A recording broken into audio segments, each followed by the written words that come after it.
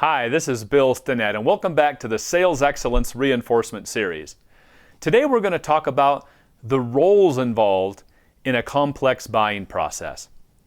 Now, what makes a buying process complex, I think, as opposed to simplistic, a simple buying process would be one where you've got one salesperson selling to one buyer, one person within your customer's organization.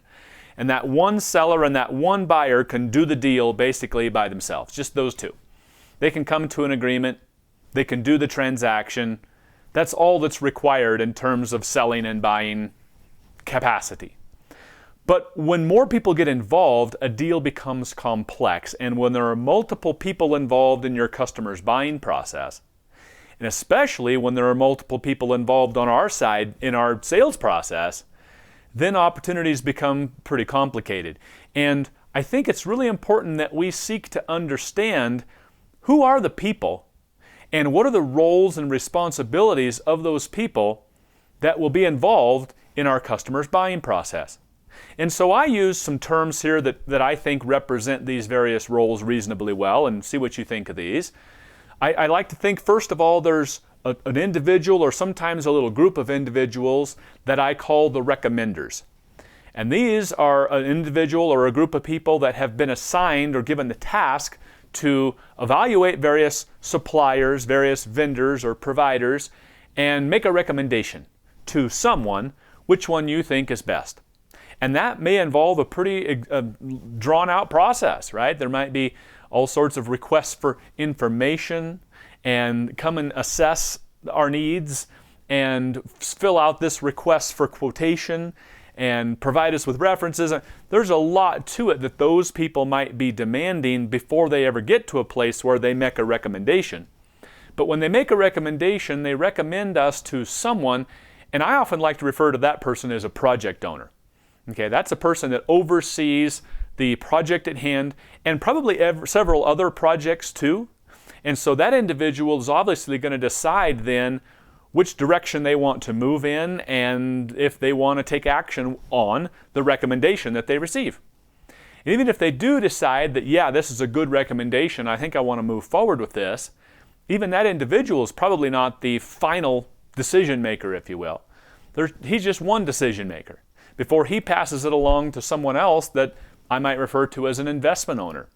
This is someone who's managing a P&L or a profit and loss, someone who's responsible for not only in making investments, but also has a responsibility to earn back something on those investments. And if that investment owner says, yeah, let's go forward with this, they probably have to check with a financial approver, somebody in the finance department, a controller, a CFO, etc., somebody who gives approval to move forward. The money's in the bank. Yes, we can write a check for that. That person might have to go back to and touch base with a technical approver to say, does this match all the technical requirements that we need? That might happen along the way.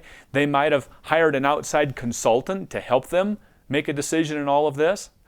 Once we get some approval from all these different folks and we get, let's say, support from the various stakeholders or constituencies, maybe it has to go through legal to get their blessing and approval on terms and conditions.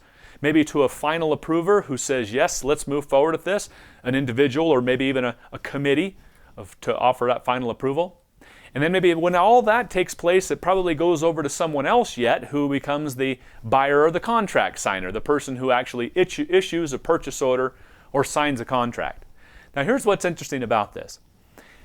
I have spent most of my sales career, I think, oversimplifying my customer's buying process, hoping that the person I know or the two guys that I know will go get the deal done for me. And I got to tell you, as you have found, there is some risk in that. Because I can look back on almost every single deal that I've ever lost and I think to myself, I just didn't know enough people.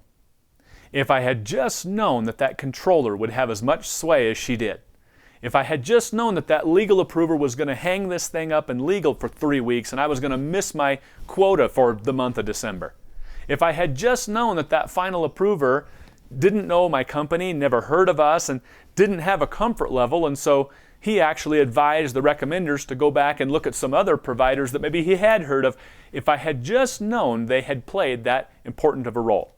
So here's what I want you to take away from this, guys. Don't oversimplify it. And don't take any one person's word for it, right? Ask a lot of questions. Seek to meet more people. And when you meet those more people, ask them who else is involved in the process. Try to find out, if you can, every single person that plays a role. Now, I recognize it boils down to, in some cases, an issue of time management, right? There's not enough time to meet them all. But here's the question I have for you. Which one of these should we ignore? Should we ignore the consultant who they've hired specifically to give them advice on what direction to move forward and who to buy from? Should we ignore the financial approver, let's say, for example, and not really have any influence on the decision they'll make about whether this is a smart investment versus maybe I should use that money in some other project? Maybe I should just completely ignore that buyer or contract signer, right? That procurement department, I don't need to pay attention to them. I think you recognize we can't afford to ignore any of these. And so I think it's a matter of use your own terms if you want. You can label these anything that you want. But let's figure out who plays these key roles, and let's put forth the effort required to find out who plays these roles within your customer's buying process and try to meet as many of them as we can. Thanks for tuning in again today, and I'll see you again soon. Bye-bye.